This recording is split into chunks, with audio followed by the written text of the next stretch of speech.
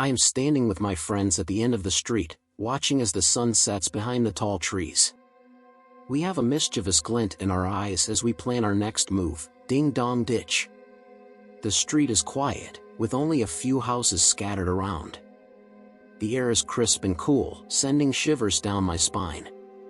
My heart races as we approach the first house. We hide behind a car parked on the street, giggling like school children. My friend rings the doorbell, and we all take off running, our hearts pounding in our chests. We make it to the end of the block before slowing down to catch our breaths. We look back and see that the lights in the house are still on. Suddenly, we hear a voice behind us. "What are you kids doing?" It's a man's voice, gruff and menacing. We turn around to face him, and my heart sinks as I see the angry look on his face. He steps forward, and I can smell the alcohol on his breath. "We were just having some fun," I say, trying to sound confident. "We weren't hurting anyone." The man's face darkens, and he takes a step closer. "You think this is funny?" he growls. "You're lucky I don't call the cops." We back away slowly, our hearts pounding in our chests. As we turn to leave, we hear the man shout after us. "I'll remember this," he says. "You kids better watch your backs." We continue down the street, feeling a sense of unease settle over us. We approach another house, but this time we hesitate. The windows are dark, and there is an eerie silence surrounding the place. I get the feeling that something is watching us, and I can't shake the feeling of dread. My friend rings the doorbell, but there is no answer. We take off running, but I can't help but feel like we have awoken something. Something that was sleeping, waiting for the right moment to strike. As we continue down the street, the air grows colder, and a thick fog begins to roll in. We can barely see our own hands in front of our faces, and the silence is almost suffocating. We hear footsteps behind us, but when we turn around, there is no one there. We finally make it back to my friend's house, our hearts racing and our minds reeling. We lock the doors behind us, but I can't shake the feeling that something followed us home. Something that is now lurking in the shadows, waiting for its next victim. The night wears on, and the darkness only grows more oppressive. Every creak and groan of the house makes me jump, and I can't help but feel like we have awoken something that we shouldn't have. As I finally drift off to sleep, I can't help but wonder what horrors await us in the days to come. I wake up to a sudden noise, my heart racing with fear. It takes me a moment to realize that it's just my friend, snoring loudly in the bed next to me. I sit up, feeling a sense of unease settle over me. The events of the previous night still weigh heavily on my mind. I get out of bed and walk to the window, looking out into the darkness. The fog has lifted, but the darkness still feels suffocating. I can't shake the feeling that something is watching us, waiting for the right moment to strike. As I stand there, I see a figure moving in the shadows. It's too dark to make out any features, but I can feel its gaze upon me. I quickly close the curtains, my heart racing with fear. I spend the rest of the night tossing and turning, my mind filled with terrifying thoughts. Every sound, every movement makes me jump, and I can't shake the feeling that something is watching me. As the sun rises, I feel a sense of relief wash over me. The darkness has lifted, and the nightmarish events of the previous night feel like a distant memory. But as the day wears on, I can't shake the feeling that something is still lurking in the shadows. As we walk down the street, I feel a sense of unease settle over me. The air is thick with an eerie silence, and I can feel eyes upon us. We pass by the house where we rang the doorbell the previous night, and I can't help but feel like we have awoken something that we shouldn't have. Suddenly, we hear a scream coming from one of the houses. It's a woman's voice, filled with terror and pain. We rush towards the sound, our hearts pounding in our chests. As we approach the house, I can feel my stomach churning with fear. The windows are dark, and the door is slightly ajar. We cautiously enter the house, our hearts racing with fear. As we move deeper into the house, we hear footsteps behind us. We turn around, but there is no one there. We continue on, our minds racing with terror. Suddenly, we hear a voice coming from one of the rooms. It's a child's voice, filled with terror and pain. We rush towards the sound, our hearts pounding in our chests. As we enter the room, I can feel my stomach drop with fear. There, lying on the bed, is a young girl. Her face is twisted in pain, and her eyes are filled with terror. We rush towards her, trying to help her, but it's too late. She takes one last breath, and then she's gone. As we stand there in shock, I can't help but feel like we have awoken something that we shouldn't have. Something that is now lurking in the shadows, waiting for its next victim. My heart is pounding in my chest as we exit the house, the weight of what we've just witnessed settling heavily upon us. The once bright, sunny day now feels heavy with a foreboding sense of dread. As we walk back towards our neighborhood, I can't help but feel like we're being watched. The eyes of the people passing us by seem to linger just a little too long, and the shadows cast by the trees and buildings seem to twist and contort in an unnatural way. We finally make it back to our street, but the sense of dread only seems to grow stronger. The houses seem to loom over us, their windows like empty, soulless eyes. The trees sway in the breeze, their leaves rustling like sinister whispers. We pass by the house where we rang the doorbell the night before, and I feel a cold shiver run down my spine. The once unremarkable house now seems to be pulsing with an eerie, otherworldly energy. My friends seem oblivious to the sense of danger that surrounds us, laughing and joking like nothing is wrong. But I can't shake the feeling that we've awoken something dark and sinister. Something that won't stop until it claims us all. As we approach my house, I notice that the front door is slightly ajar. I freeze in place, my heart hammering in my chest. My friends don't seem to notice, continuing to walk towards the door without a care in the world. I try to call out to them, to warn them of the danger that I can sense lurking just beyond the threshold, but my voice catches in my throat. The darkness seems to be seeping out of the crack in the door, spreading like a malevolent, living thing. Suddenly, a hand reaches out from the darkness, grabbing one of my friends by the ankle.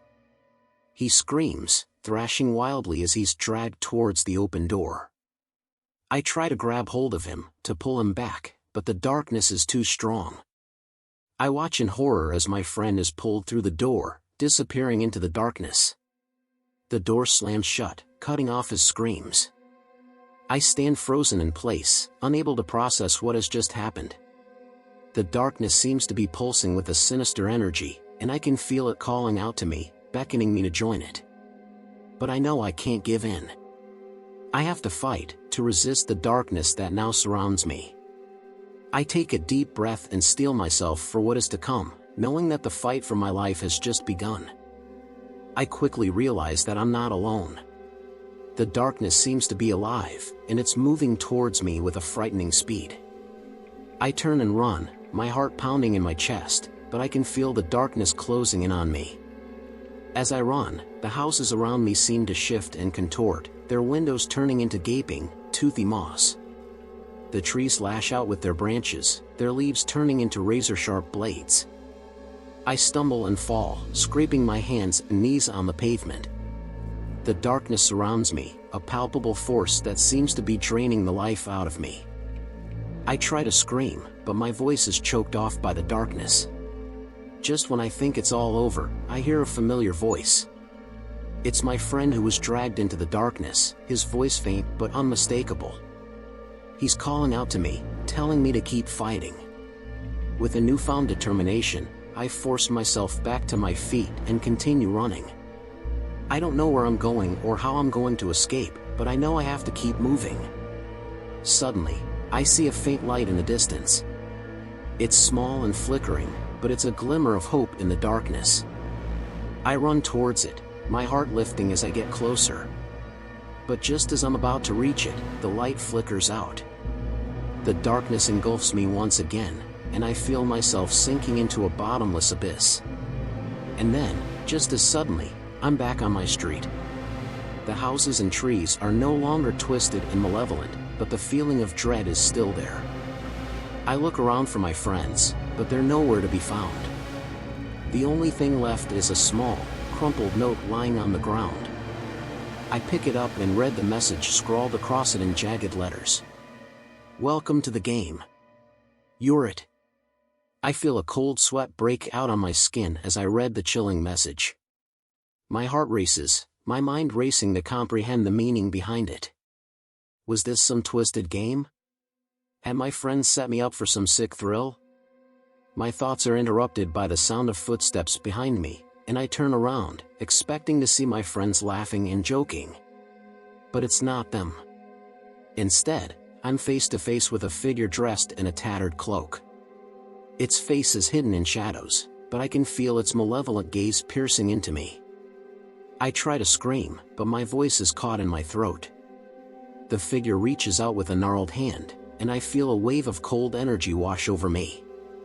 I stumble back, my eyes locked on the figure as it slowly disappears into the shadows.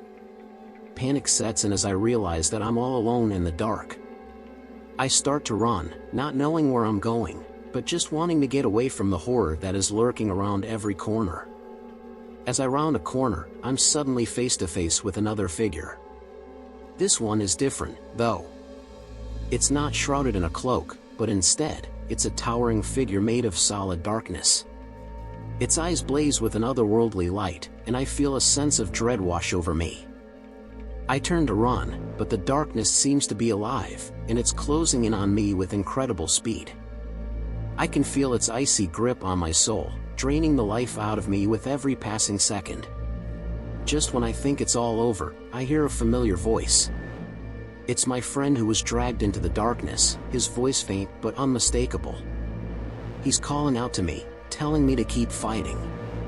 With a newfound determination, I force myself back to my feet and continue running. I don't know where I'm going or how I'm going to escape, but I know I have to keep moving. As I run, I see a faint light in the distance. It's small and flickering, but it's a glimmer of hope in the darkness. I run towards it, my heart lifting as I get closer. But just as I'm about to reach it, the light flickers out. The darkness engulfs me once again, and I feel myself sinking into a bottomless abyss.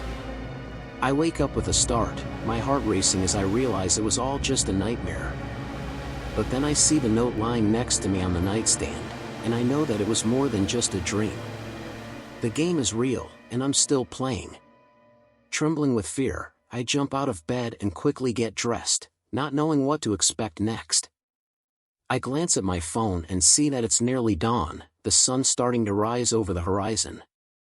But the light does little to dispel the darkness that has settled over me. I try to shake off the fear and focus on finding my friends. I grab my keys and head out the door, my mind racing with thoughts of what might be waiting for me outside.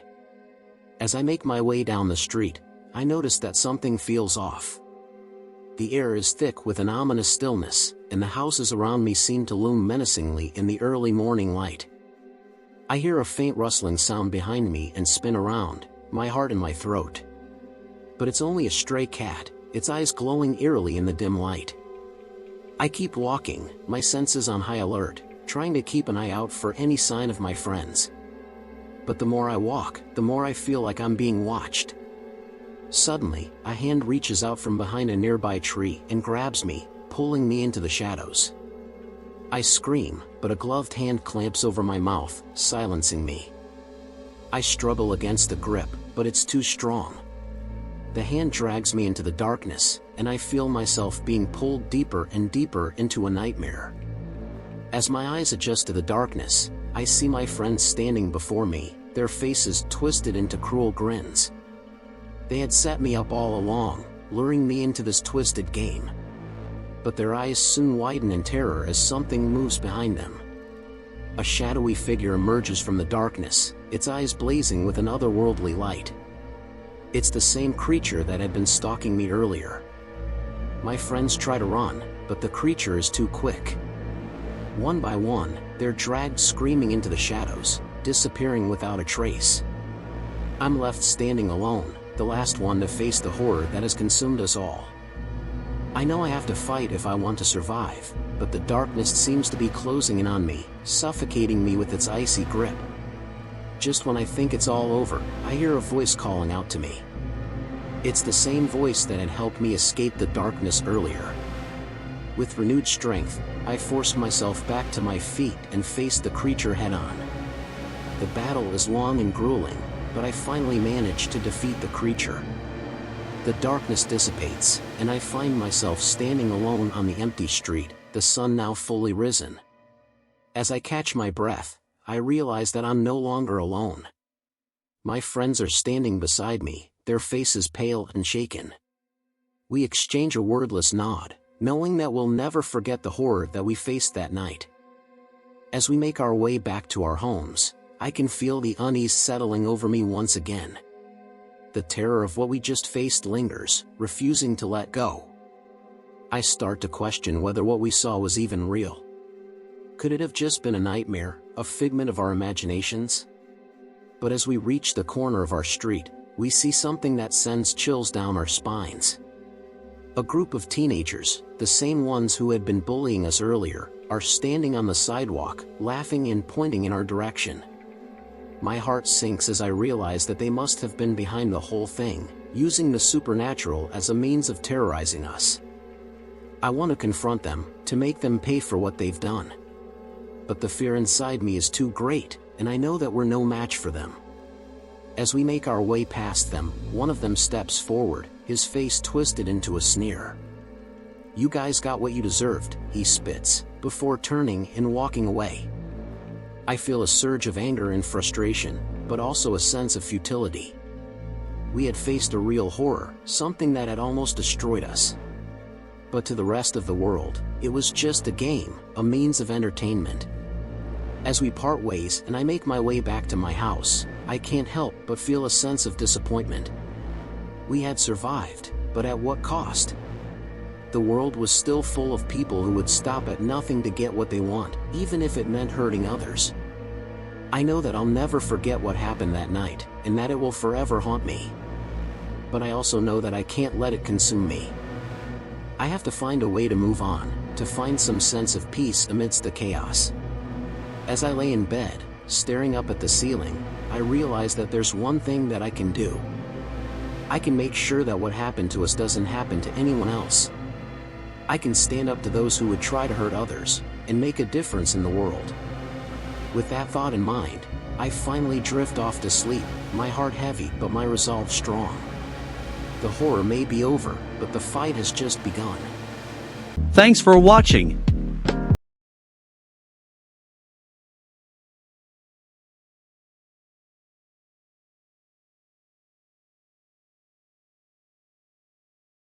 With you.